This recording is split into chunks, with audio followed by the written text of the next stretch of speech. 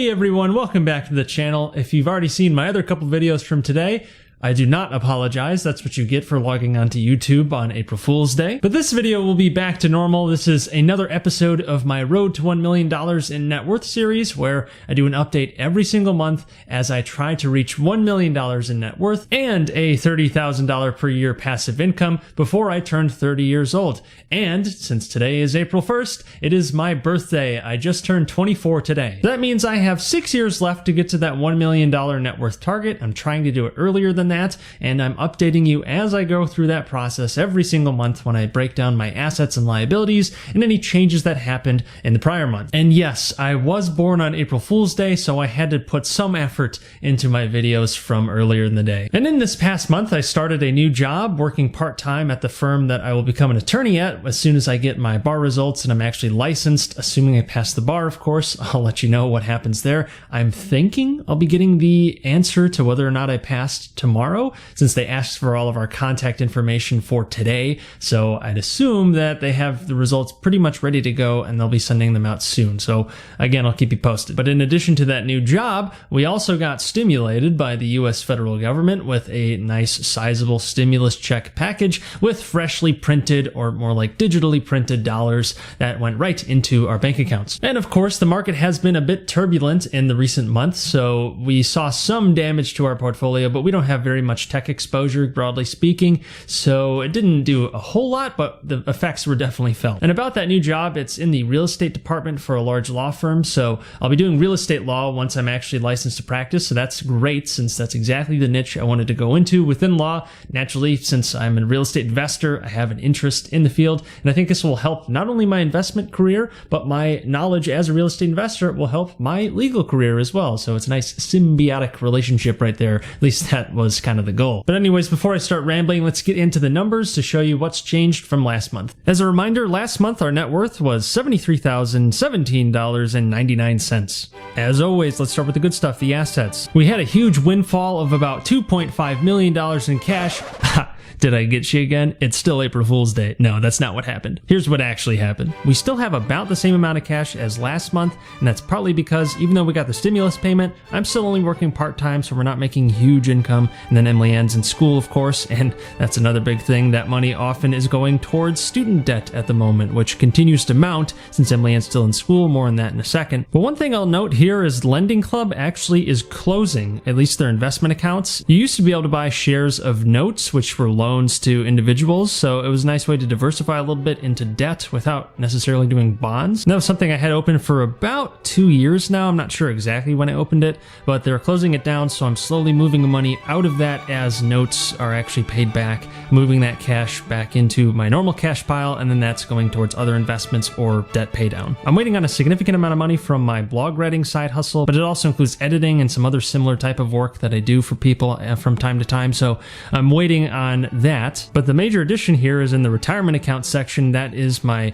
new IRA, which I opened up with M1 Finance, and that's part of my Magic Formula portfolio series that I'll be updating every single month, similar to my other M1 Finance series. This will be a different style of portfolio using the Magic Formula investing strategy. If you're curious to learn more about that, definitely check out that series. But then I also have my new 401k with my new job, and right now I'm not funding a ton into it since I'm not making a ton, but once I'm making a full-time income, I'll be putting probably close to the max every single year into that, just because it's a nice tax write-off and I can use the tax savings to invest elsewhere. And then when the time comes, if it makes sense to do something like a backdoor Roth, or if I could take advantage of some huge tax write-off in 1 year, then I could move my 401k balance into my Roth IRA so that it would always be tax-free. That's something I'm considering for the long term, but for now, I'll take the tax deduction since I'm going to be in a higher tax bracket this year compared to last, and I'd rather just get the tax savings now and use it more productively for other investments as opposed to just the ones that I can select in my 401k. But I definitely want to contribute to it since if everything else blows up, at least I have something to fall back on when I'm in my 60s. And I added a little bit of Ethereum to my blossoming cryptocurrency holdings. I'm not going to add much more after this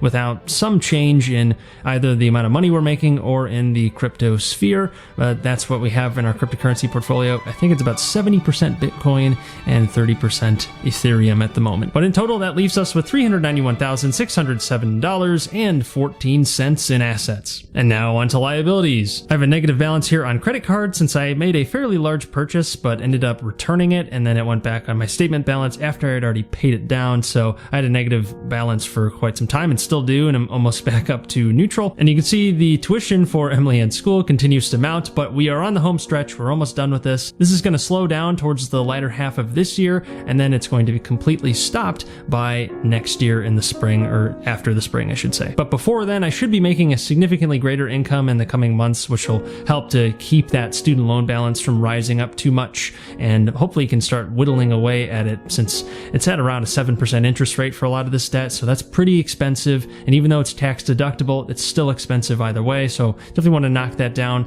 But if there's great investing opportunities, want to take advantage of those, since we have a 10-something year time horizon for these loans, so there's no huge rush to pay them. But once we have a lot of income coming in, it's going to make sense to pay those down for that sort of guaranteed return of 7%, if you want to call it that. But right now, we definitely rather stay liquid, especially as the government continues to print and devalue the currency, and also there's talks of waiving student loans. That's not a reason not to pay them, but it's another thing to consider in this pile of considerations for as to where to put our money. But in short, that leaves us with $320,078.21 in liabilities, which means as of my 24th birthday, our net worth is $71,528.93, which is a decrease of just under $1,500 and has slightly bumped our debt ratio up to 81.73%. And our passive income remains at $350 per month. So that's pretty much it. Nothing too surprising there, I would think. I'm just sitting here waiting for my bar results so I can actually start working full time, and I'll be making a lot more income then, and that will make it so we can pay down debt more aggressively and so we can invest more aggressively at the same time. These couple months after the bar exam and before I can actually start full time as an attorney